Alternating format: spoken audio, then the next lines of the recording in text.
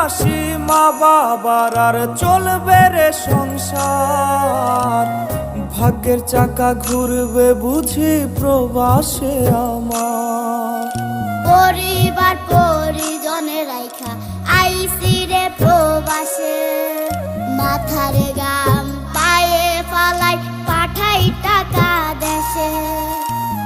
বোনের লাইগা কানের দুল, ভাইয়ের মোবাইল ফোন, কত কিছুর ধরেছে বায়না আত্মীয় স্বজন। কইছে কতদিন আমার মারে দেখি না, খেয়ে মারা চলে মুখ মুছতে পারি না।